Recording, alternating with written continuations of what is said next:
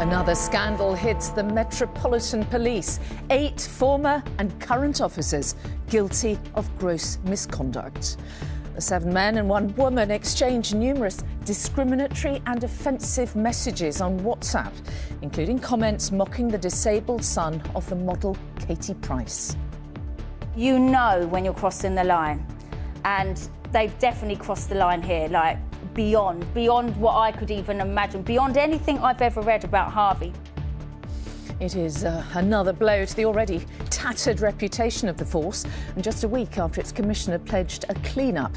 We ask what it could mean for the Met. Also tonight. Day 3 of the doctors' strike, and new figures show the biggest ever NHS waiting list, with more than 7 million due for treatment. More unrest in France as protesters take to the streets on the eve of a constitutional vote on the pension age.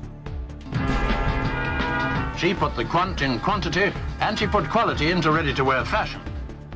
Tributes today Mary Quant, mother of the miniskirts and style queen of the swinging 60s, who's died at the age of 93. And I'm absolutely heartbroken.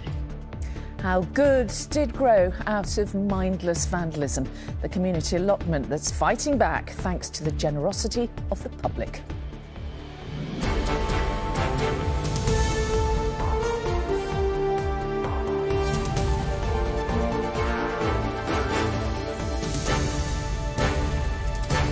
This is the ITV Evening News with Mary Nightingale.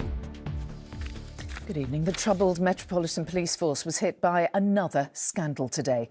8 serving and former officers in Britain's biggest police force were found guilty of gross misconduct over messages they'd shared in a private social media group.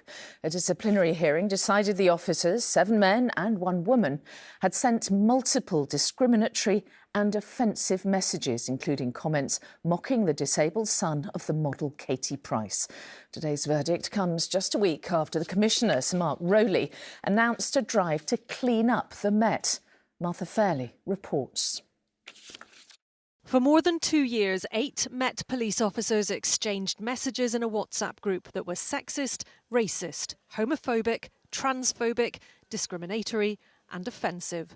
But not one of them challenged or reported the conduct of the others.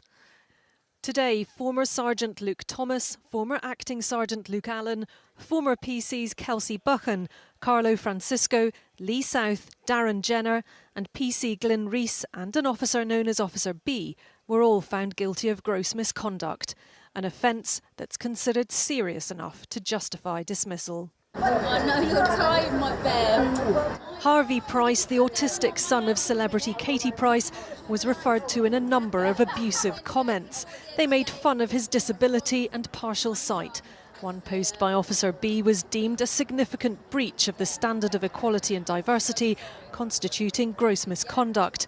Katie Price has welcomed the hearing's decision. You know when you're crossing the line, and they've definitely crossed the line here, like beyond what I could even imagine, beyond anything I've ever read about Harvey. These messages are shocking, absolute shocking and disturbing. So yeah, I'll be really shocked if they don't get dismissed. The panel heard that former PC Lee South, who was one of the more active members of the chat, had at one point written, "If any of this group got out, my job would be expletive long ago." Former Police Sergeant Luke Thomas, the most senior member of the WhatsApp group, was also found to be one of its most active participants.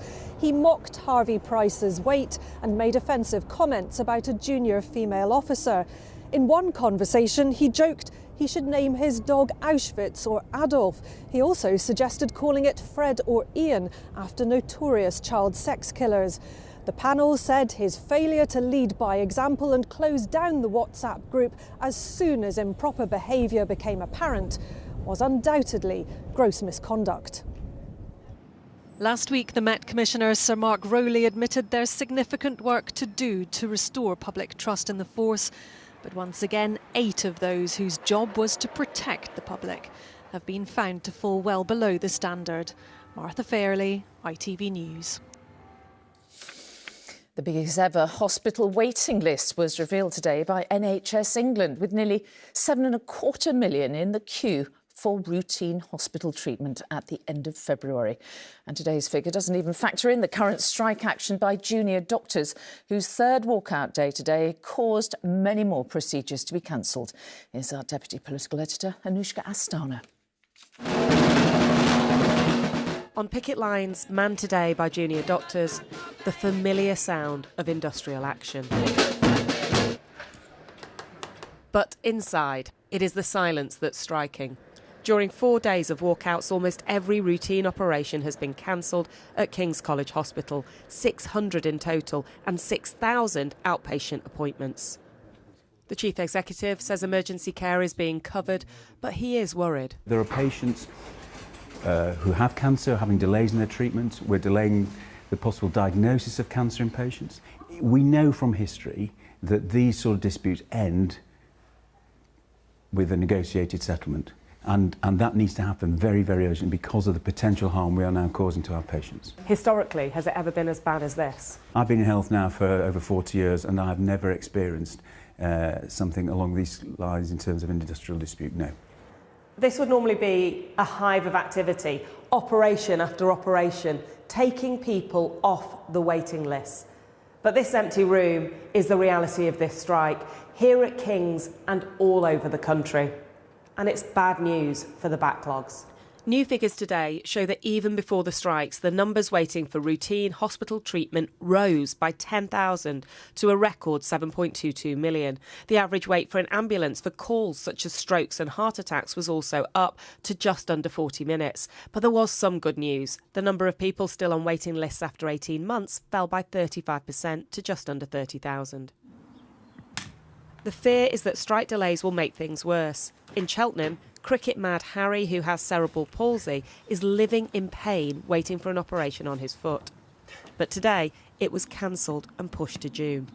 I was disappointed, tearful, not happy. Just frustrated. I've been waiting for so long.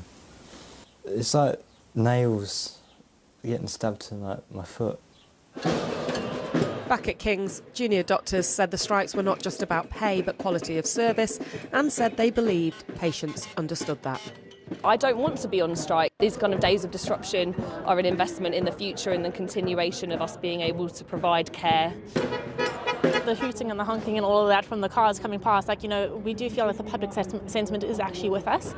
Ministers are not convinced. They think the pay demand is too high. Well, Anushka's in Downing Street. Now, look, there are calls, aren't there, for the conciliation service ACAS to step in over this junior doctors' strike. Is that likely to happen, do you think, anytime soon? Well, NHS bosses who are really, really worried are very keen for something like that to happen. The junior doctors themselves have called for the involvement of ACAS. The government previously rejected bringing in ACAS when it came to teachers. But interestingly, they do say they are open to their involvement in some form of mediation here. However, only if the two sides come closer together. Sources in government say 35% is way, way too high. They say for some junior doctors, it would be a £20,000 pay rise. They're not willing to do that in the current economic circumstances. And that means that we have a real problem. Yes, the Prime Minister understands that the impact of these strikes is very, very difficult, but there is no sign that he's willing to move in the direction the junior doctors want. The person with the purse strings lives next door at number 11, the Chancellor Jeremy Hunt. He was asked about this today and he said that to give an inflation-busting pay rise would be a mistake. So the numbers they are considering are way below what junior doctors want. And that means that we have a difficulty because these two sides won't even talk until that gap is reduced. And as you just heard, that means that we could have real pressure on the NHS going forward. OK, Anushka Astana in Downing Street, thank you. And this current wave of strike action by junior doctors, you've just heard, teachers and others, is said to be a big factor behind the latest disappointing economic figures out today. But although the UK economy flatlined in February, showing no growth at all, the picture, we understand, is not entirely gloomy. And our economic editor, Joel Hills, is here. Not entirely gloomy. This is unusual, isn't it? No, it's not. I mean, I suppose, look, the economy did not grow in February, but neither did it shrink. The headline number of 0% growth doesn't sound very impressive, but think in terms of the fact that the Office for National Statistics has looked at the numbers and decided actually growth over the last year or so was a little bit stronger than it had previously expected. And if you look now at most economists, they think that we are now going to avoid a recession. If you look at the numbers for February, they will tell you that the early data says construction sector expanded strongly in February, while activity in the production and services sector there contracted slightly. Now, the performance of the services sector, the largest in the UK economy by far, of course, was impacted heavily, as you can see here, by the strikes by civil servants and teachers. As you can see here, output at the bottom there, public administration and education at the bottom of the chart fell quite sharply. So industrial action is holding back growth, but the Chancellor, speaking earlier at the IMF conference in Washington, made it clear that junior doctors are not going to get the 35% pay rise they're looking for. We understand that people have had pay rises that have not matched inflation, and that's why we've introduced cost of living payments of around £3,000 for the average household up and down the country, nearly £100 billion of support. The one thing we won't do, because it would be a terrible mistake, is to agree to an inflationary pay rise.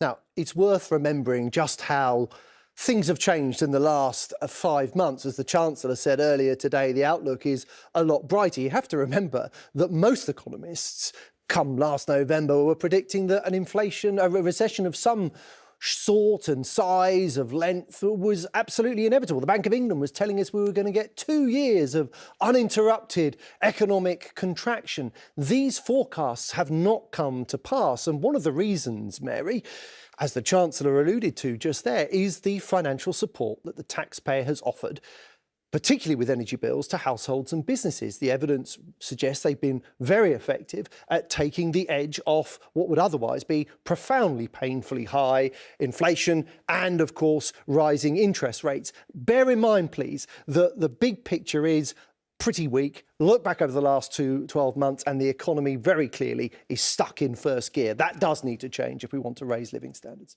OK. Joel, thank you.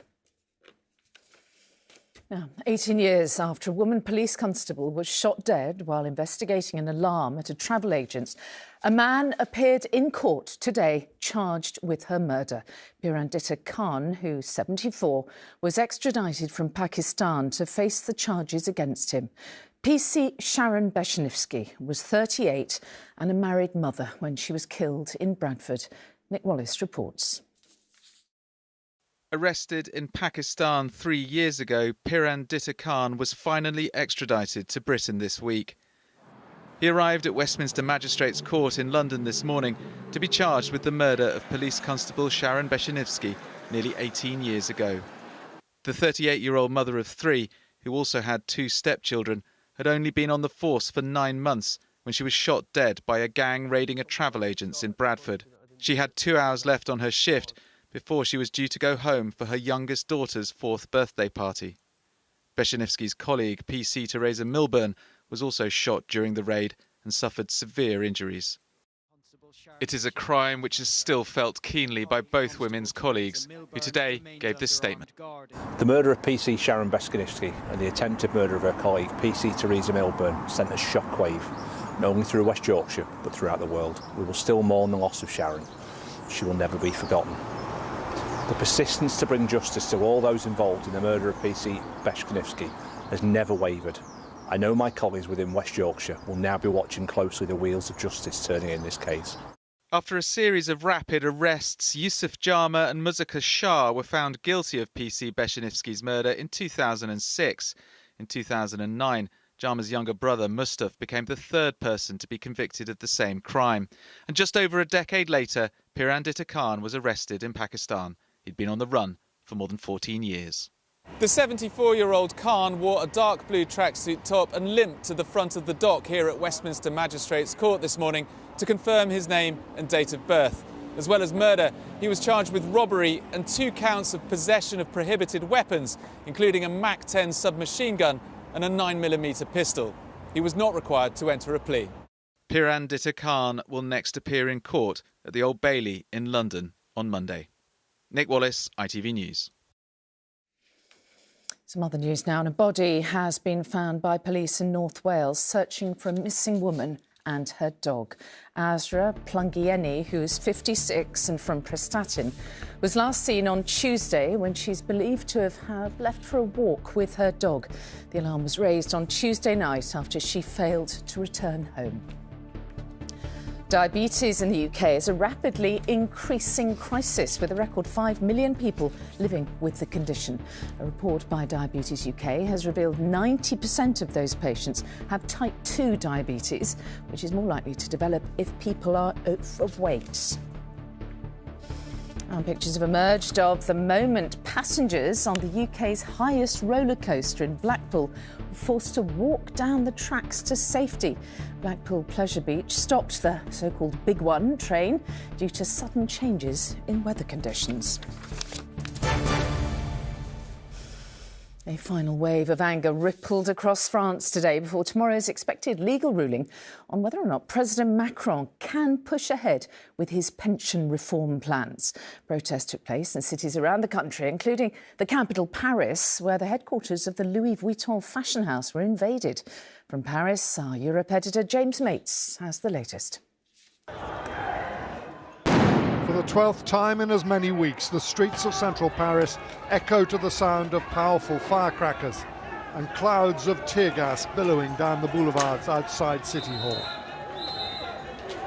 These were skirmishes rather than running battles.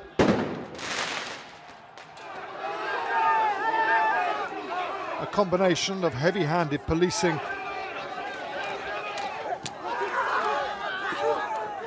and some protesters determined today will not be peaceful. Meant thousands of riot police moving from flashpoint to flashpoint. This is a constant game of cat and mouse between the police here and a hardcore of protesters. The reality is that the numbers protesting today against raising the retirement age from 62 to 64 were down significantly. A little over a month ago, more than 1 million were on the streets of Paris. Today, barely 50,000, which is perhaps why a small minority were so determined the headlines should be about violence.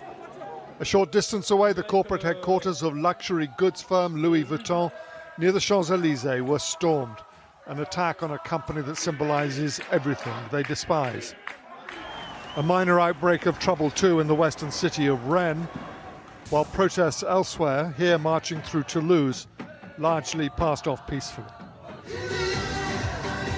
Back in Paris, all these months of protest may soon be overshadowed by a decision in the country's constitutional court tomorrow. They'll decide whether President Macron's new law breaches the constitution and whether forcing it through by avoiding a vote in Parliament was acceptable. A defeat would shatter Macron's authority in a way street protests never could, but he's likely to win. Those we spoke to today seem pretty resigned to that. Why are you here today? Because I'm a teacher and I don't want to work after 62. Do you think you can win this battle against Macron? Not sure. 50-50. Do you think you can win this battle against Macron? I don't think so, but we'll see tomorrow. But you'll protest anyway? Yes. Defeat in court would be unlikely, though, to end the protests. Indeed, it may simply encourage the belief that in France, change only ever happens on the streets. James Mace, ITV News, Paris. Well, there's plenty more still to come, the ITV Evening News, including President Biden's tour of Ireland continues as he met his Irish counterpart and his dogs in Dublin today. Could this be the end of gambling adverts on the front of footballers' shirts? That sounds like a wonderful future, viewed from any angle. And the queen of swinging 60s fashion, Dame Mary Quant, has died at the age of 93. And we will have much more on the iconic, brilliant designer after this short break. Do join us for that.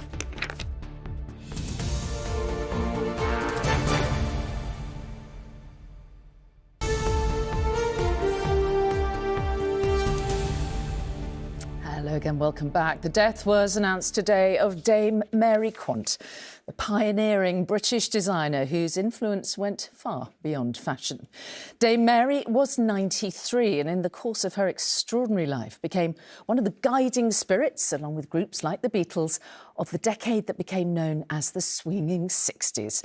Mini-skirted with fashionably bobbed hair, Mary Quant herself epitomised the glamour and cool of a whole new youthful generation. Our arts editor Nina Nano reports. When Mary Quant invades new realms of fashion, bright young girls are interested. She didn't exactly invent the miniskirt, but she made it mean something. This was the swinging 60s, and Mary Quant was synonymous with this cultural revolution. She signalled that women could throw off the often drab looks of the post-war 50s and feel free to wear colours and short hems. Everybody can wear just the things they want, the hemlines they want, trousers, underdresses, no rules, you know. Young women lapped up this no-rules philosophy. This, after all, was the era of the Beatles and the explosion in popular music. In terms of impact, Mary Quant was hailed their 60s fashion equivalent. This was Mary Quant's first shop on London's King's Road, which she opened with her husband and a friend. London was regarded as the epicentre of this new movement, and the man whose lens documented the times was David Bailey. Well, she's like, I know she's like something around like Rolleiflex cameras. When they stopped, it was like you knew something had changed, and she was always there, really, wasn't she? You actually got to work with her so many times, so you knew her. I did. I worked with her a lot. Through my life, she is one that was consistent all my life.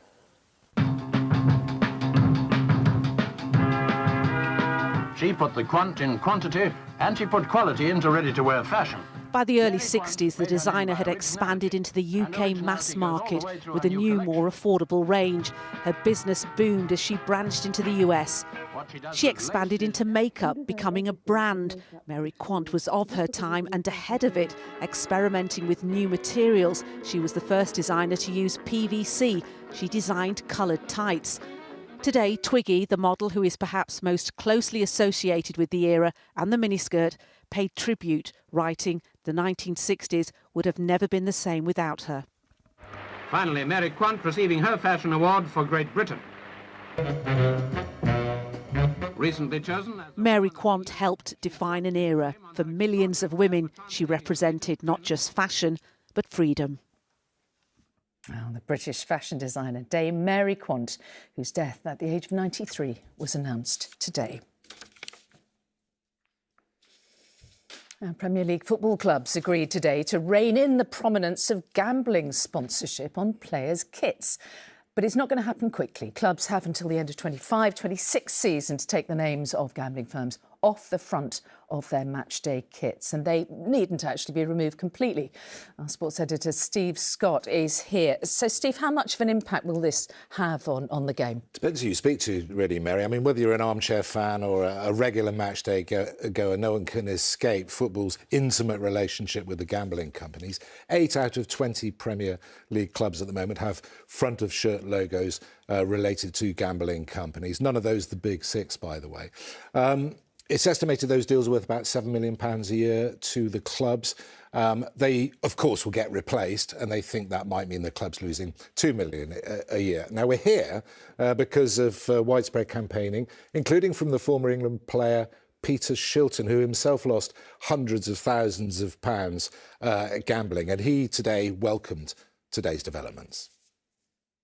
There's a long way to go, but, you know, there's a lot of addicts out there. It's a silent disease. It's on the increase, and it's getting worse all the time. And certainly, you know, hopefully they'll see that something's being done to try and get gambling advertising out of football. See, many other campaigners agree with Shilton that there's a lot more to do, because despite this voluntary ban, gambling will still be allowed elsewhere. It will still be allowed on players' kits, so not maybe the front of shirt, but on the sleeve perhaps, and of course around perimeter advertising as well. So certainly symbolic, but I don't think it'll damage the Premier League financially massively. If it happened in the lower leagues, it'd be completely different, because their finances are really precarious. OK, Steve Scott, thank you. Bit of other news now. And Donald Trump was back in New York again today for questioning in a civil fraud lawsuit filed against him by the state's Attorney General. The lawsuit accuses the former president and others of a decade-long scheme to manipulate property values and his net worth to obtain favourable loans and tax benefits. Mr. Trump described the accusations as ridiculous.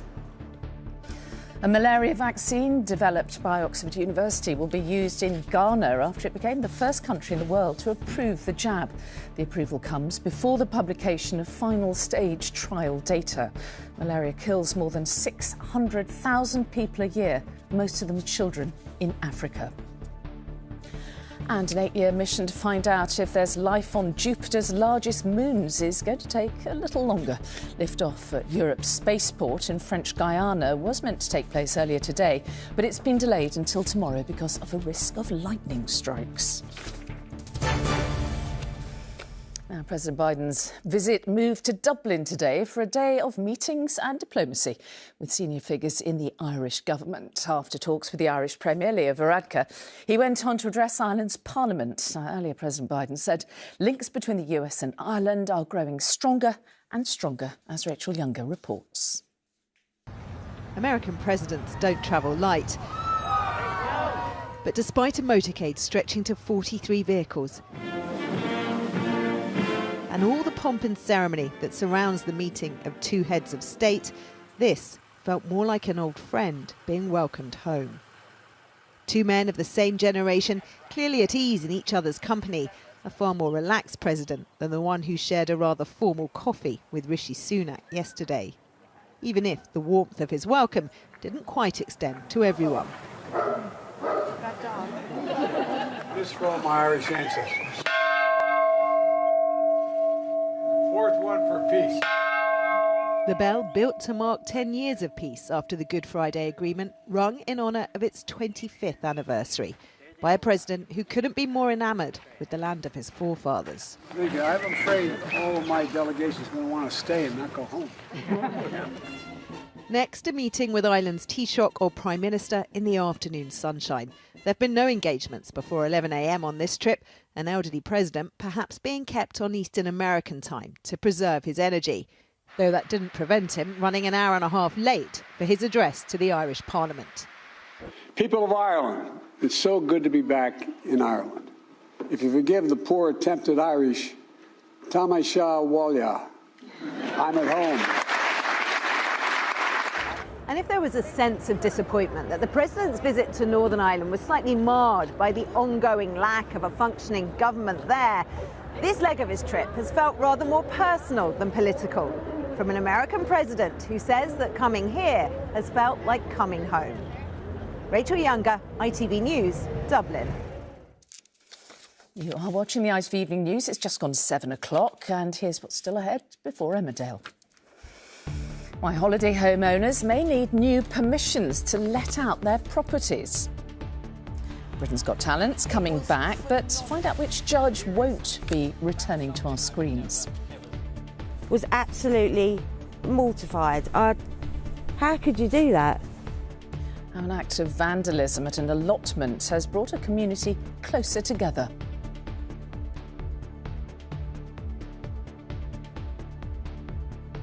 Find out why the hands-free driving isn't illegal in that particular car.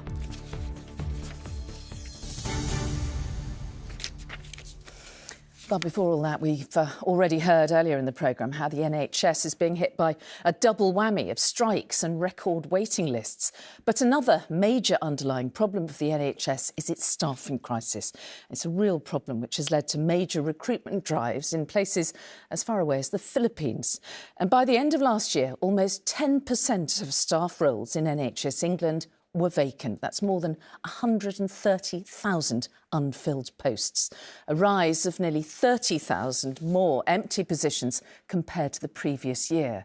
Of those working for the NHS in England, 220,000 out of 1.4 million staff reported as having a non-British nationality.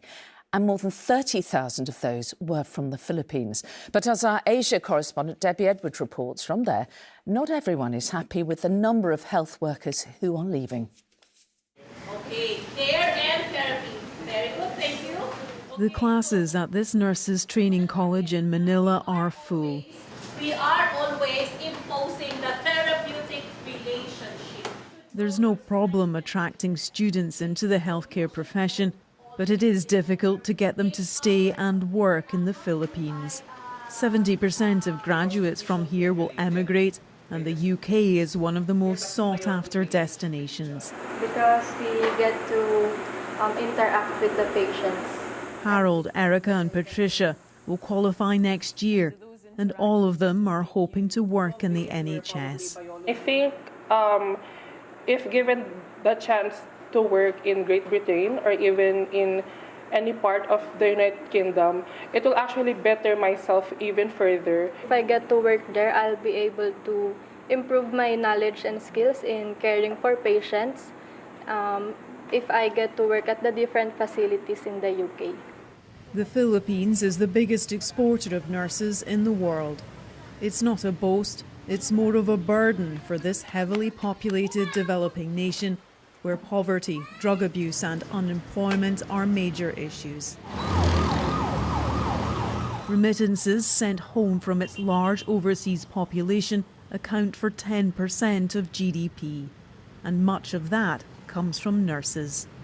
And then another benefit din po is free accommodation and transportation. This is one of several recruitment agencies dedicated to filling nursing vacancies abroad. They were contacted by several NHS trusts after the Brexit vote, anticipating a drop-off in European recruits. The need for nurses was anticipated by hospitals in the UK, so they've started their recruitment back in 2017. So it just did not start in 2020 when it was implemented. The language requirements were recently lowered, making it easier for more nurses to pass the English test. And there is a specific visa for healthcare workers. They really felt that they would be needed in the hospitals, they would be in demand, so they felt that it's a good time for them to make an application. There are an estimated 30,500 Filipinos working in the NHS. Their salary is 6 times what they'd earn if they stayed in their home country. The UK has been accused of using aggressive tactics to poach nurses away from places like the Philippines, where they have a more severe staffing crisis. There's a shortage of 100,000 nurses here, but international demand is rising faster than the supply of graduates from colleges like this in Manila. Most nurses leave after their mandatory 2 years in the field. The head of the country's nursing association says that's why they are suffering a critical brain drain. They have mentioned about mass resignation. Mass resignation meaning 10 to 30 nurses are having their applications for resignations every month. And this is very crucial. They may be lured by better pay, but it is their compassionate and hard-working nature which has made Filipino nurses the pride of wards around the world. The Philippines is losing out on one of its greatest assets. Debbie Edward, ITV News, Manila. Well, now let's get a quick update on what's making the news tonight. 8 serving and former Metropolitan police officers have been found guilty of gross misconduct for sending sexist, racist, homophobic, transphobic and disablist comments on a WhatsApp group. The messages included comments making fun of Katie Price's son, Harvey. You know when you're crossing the line. And they've definitely crossed the line here, like beyond what I could even imagine, beyond anything I've ever read about Harvey. NHS England data reveals that nearly 7.25 million people were in the queue for routine hospital treatment at the end of February, making it the biggest ever hospital waiting list. And the figure doesn't even take into account the recent strike action by junior doctors. She put the Quant in quantity and she put quality into ready-to-wear fashion. And queen of the miniskirt and indeed the swinging 60s, Dame Mary Quant has died at the age of 93, credited with making fashion accessible to the masses. With her vibrant design, she epitomised the freedom of the decade. Now, the government is considering plans to make it harder for homeowners to convert their properties into holiday lets. It might mean people having to apply for planning permission if they want to offer their properties to holidaymakers in popular tourist areas. Sangeeta Lal reports from Ilfracombe in Devon. This is the building I lived in. My flat was the top flat at the top there. I never wanted to leave it.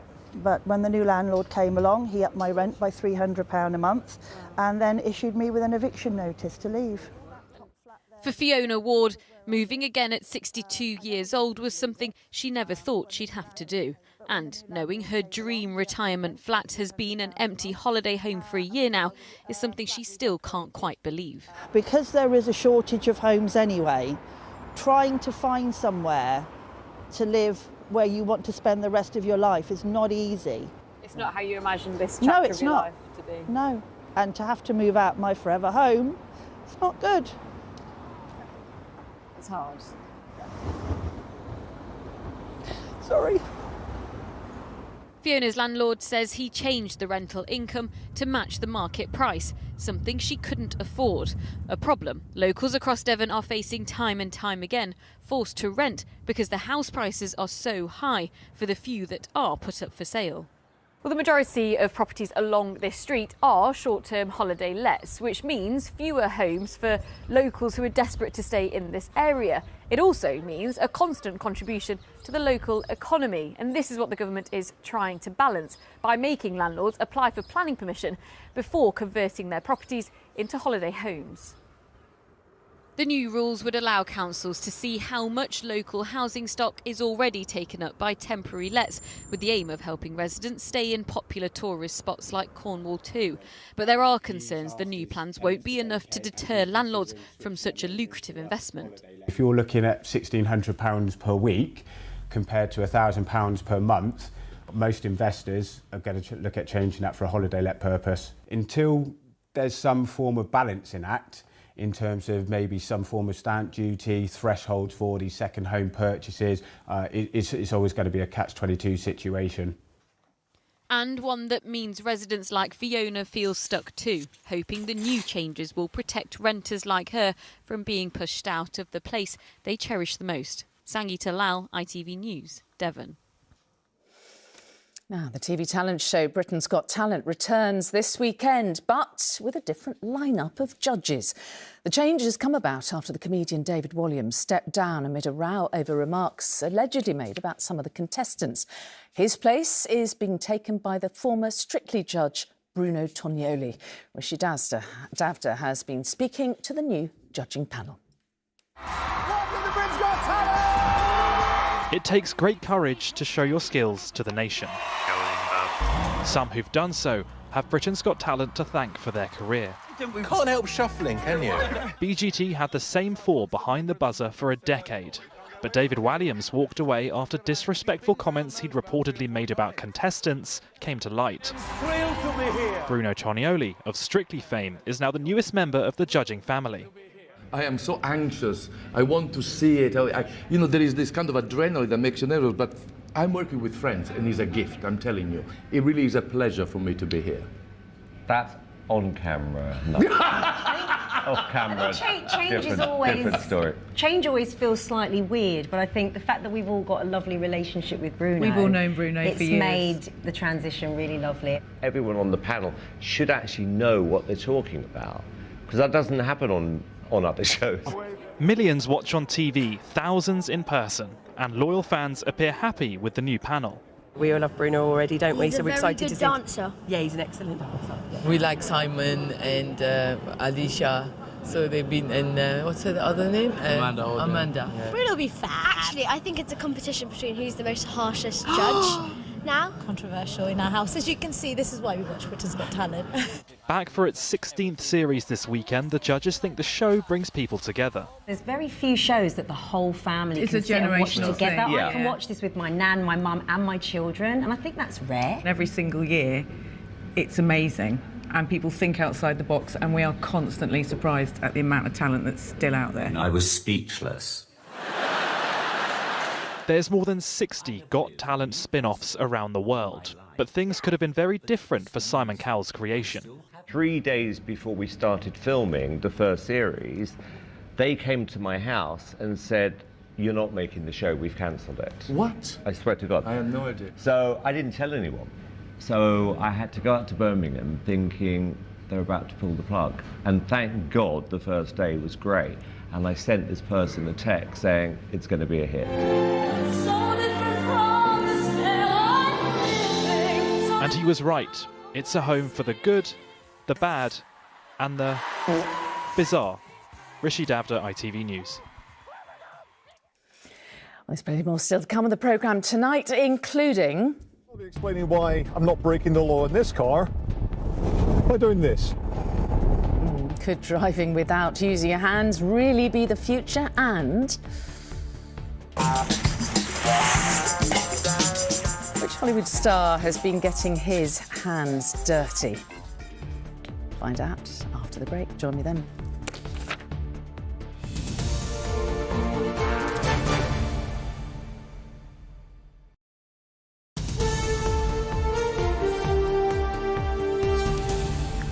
Hello again, welcome back. Now, the dream of a car that chauffeurs you on those long, tiring journeys is a step closer to reality tonight. It's not a driverless car exactly, but it's a hands-free car that's been unveiled by Ford today.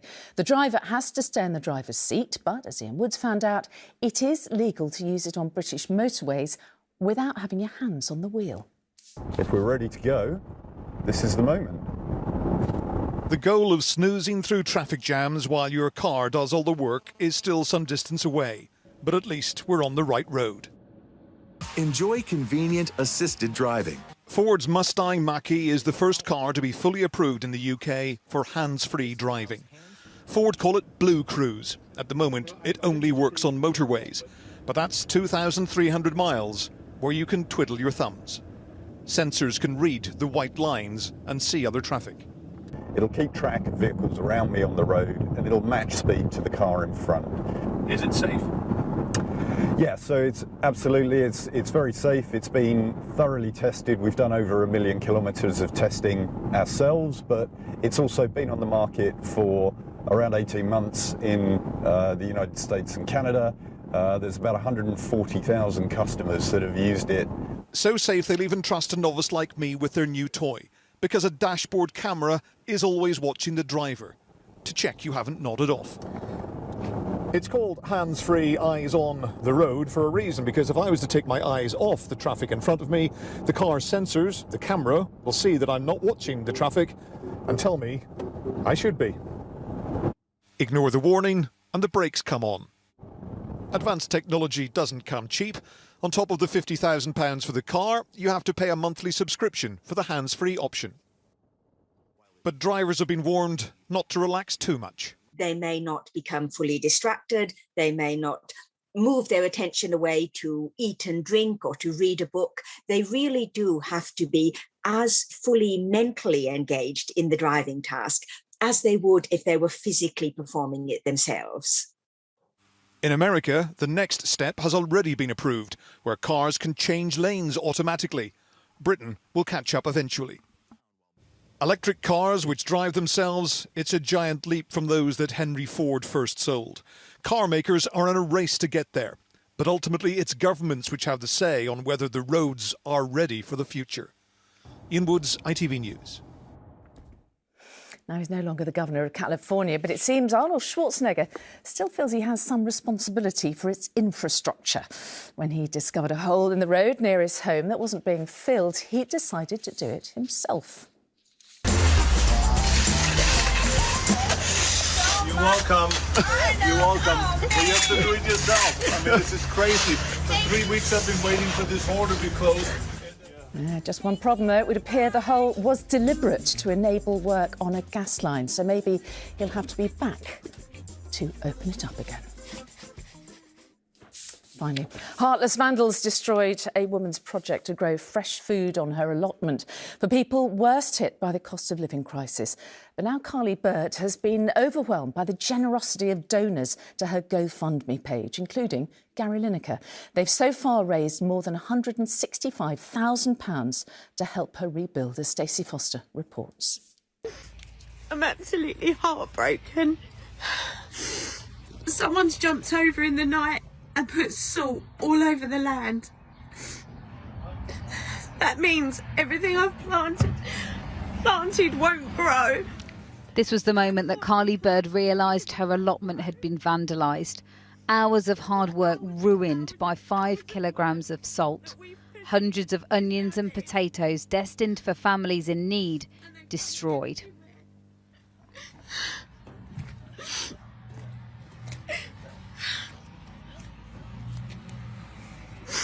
How could you do that?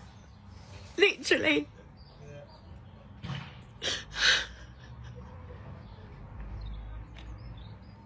But as news of the vandalism spread, so did the support, with thousands of pounds being donated online to help Carly and her cause. I'm blown away by the amount of support, but honestly, I needed that so much. It's not the money, just knowing that people are there is, I can't thank them enough. I literally felt like I could fall to my knees and that would be it. And now I feel like I've got the whole country behind me. And I really, really, really do appreciate it. Carly started growing produce in her back garden and packaging it up for families struggling with the cost of living. She then expanded to an allotment and has helped more than 1,600 people. Last night, Carly's sons watched as the donations started to come in. Mum, Gary Lineker's just tweeted you. Oh my God. I was like, right, give me the phone. I couldn't believe it. Carly plans to use the money to buy equipment to help her get this land ready to grow again. Something made possible by the generosity of strangers who far outnumbered those who tried to stop her. Stacey Foster, ITV News.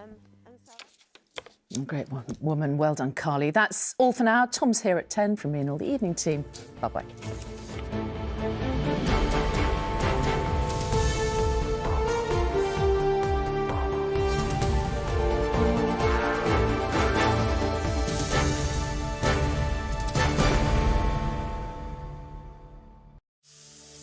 The warm weather continues. So why not squeeze the most out of the day? Heinz Tomato Ketchup sponsors ITV National Weather. A very good evening to you. The strong gusty winds of the last couple of days easing as we approach the end of the week. Disappointingly dull and damp into tomorrow, an awful lot of cloud and outbreaks of rain to come. The sunshine in short supply.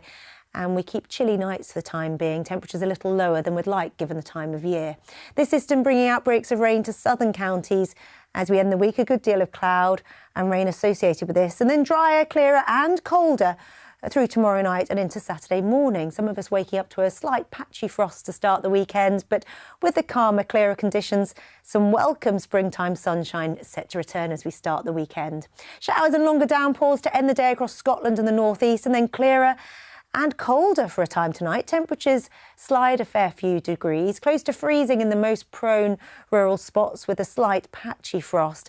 Showers and longer downpours further north and further west into the new day, with some steadier rain into the southwest into Friday morning. And here, a very soggy start to the new day. Elsewhere, brighter skies further east, clear, crisp, if quite chilly first thing.